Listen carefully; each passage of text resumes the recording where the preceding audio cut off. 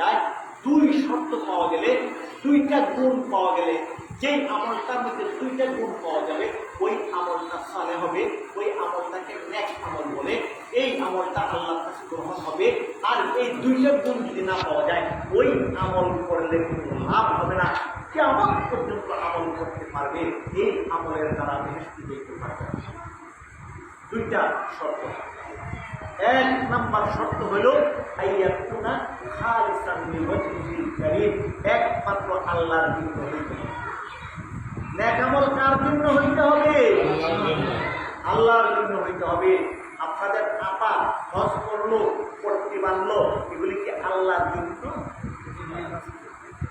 পট্টি বাঁধছিল যেগুলি আল্লাহর জন্য। নির্বাচনের সময় অনেকে যে চৌকি টুপি লাগাইয়া তসবিহ হাতে লইয়া যাইয়া মসজিদে মসজিদে নামাজ পড়ে, এগুলি কি আল্লাহর জন্য?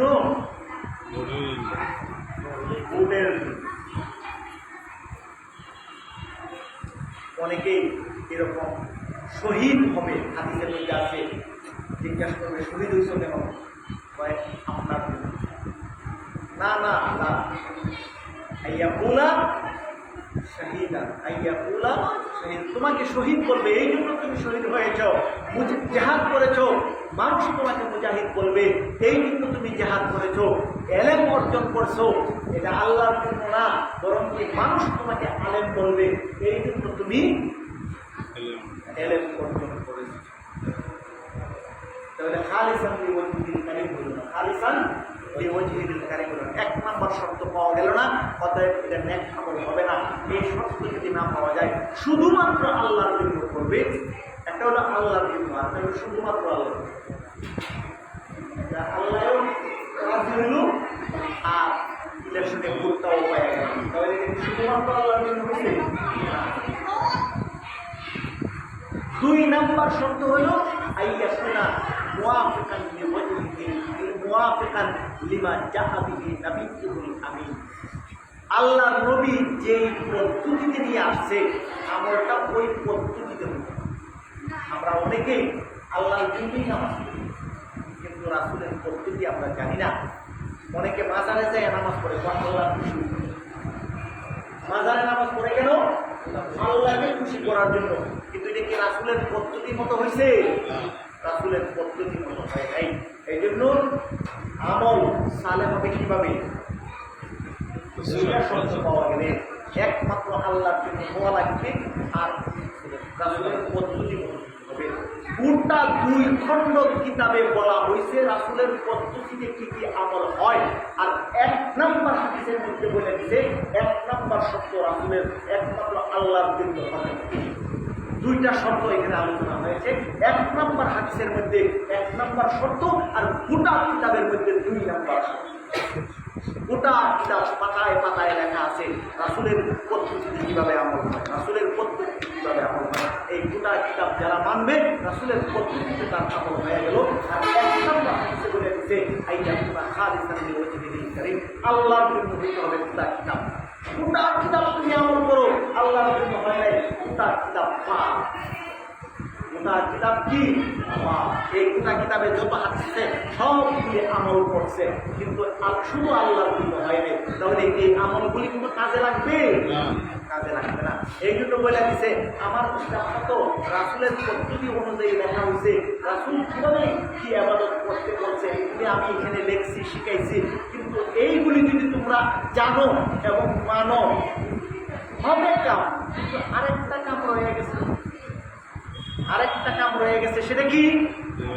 আইয়াকুনা খালিসান লিওয়াজহিল কারীম। এই জন্য এক নম্বর শব্দটা আগেই মেরে দিয়েছি। এরপরে যাইয়া গোটা কিতাব তুমি আমল করো, তাহলে দুইটা শব্দ যখন পাওয়া যাবে এটা আমলে সালেহ হবে। আর তখন তোমার মিজানের পাল্লাও কি হয়ে যাবে? ভারী হয়ে যাবে। শেষ হইয়া আরেকটা মিল পাওয়া গেছে কিনা? এই জন্য ইমাম বুখারী রাহমাতুল্লাহি আলাইহি তার কিতাবের শুরুতে ইন্নামাল আমালু বিন্নিয়াত এই হাদিসটা দিয়া ওই দিকে উল্লেখ করে দিয়েছে। তো আমল কত আমল আছে, নিয়ম লাগবে যে আমল। এর মধ্যে একটা আমলের স্যাম্পল দিয়েছে, একটা আমলের শুধু স্যাম্পল দিয়েছে। একটা আমলের মধ্যে হইল হিজরত। হিজরত কি জিনিস জানেন?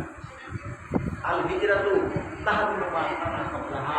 হিজরত যদি আল্লাহর উদ্দেশ্যে বাড়িঘর ছেড়ে যায় কোন মানুষ, তাহলে তার জীবনের সমস্ত গুনাহ মাফ হয়ে যায়। সুবহানাল্লাহ। বেঈমান ছিল, কাফের ছিল, অমুসলিম ছিল, যত রকমের খুন খারাপি যত কিছু করছে সবগুলো মাফ করে দিবে। এমন একটা ইবাদতের নাম হলো হিজরত। হিজরতের কত কষ্ট এটা আপনি বুঝবেন না, আমি বলবো না। গোটা বাংলাদেশের মানুষ হিজরত কাকে বলে, হিজরতের কি কষ্ট এটা বোঝা যাবে না। একমাত্র ফিলিস্তিন আর গাজার মানুষ বলতে পারবে হিজরত কাকে বলে। হিজরতের কষ্ট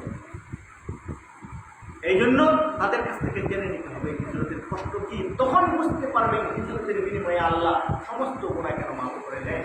ইন্নাল্লাযীনা আমানু ওয়াল্লাযীনা হাজারু ওয়া জাহাদু ফি সাবিলিল্লাহ উলাইকা ইরজাউনা রাহমাতাল্লাহ ওয়াল্লাহু গফুরুর রাহিম। ঈমান, জিহাদ এবং এর সাথে সাথে হিজরত, তিনটা জিনিস কোনটা আপনার কাছে ছোট লাগে বলে? ঈমান ছোট জিনিস, জিহাদ ছোট জিনিস, দুইটার মাঝখানে দিচ্ছে হিজরত, এটা ছোট জিনিস। কত বড় মিলাইছে। এইরকম একটা আমলের স্যাম্পল দিছে, এই আমলের স্যাম্পলটা দিয়া বলছে এটা অনেক বড়। জিহাদের সমতুল্য আমল হিজরত, ঈমানের সমতুল্য আমল একটা হিজরত। কিন্তু যদি খালেস আল্লাহর জন্য না হয়, নিয়তটা যদি ভালো না হয়, একবারে বা কোনো কাজে লাগবে না, একদম বা কোনো কাজে লাগবে না বলে দিচ্ছে। ফামান কানাত হিজরাতুহু ইলা দুনিয়া, দুনিয়ার উদ্দেশ্যে হিজরত করলে দুনিয়াই পাবে, আল্লাহকে পাবে না। ইউসিবুহা আও ইলা ইমরাতিন ইয়ানকিহুহা ফাহিজরাতুহু ইলা মা হাজারা ইলাইহি।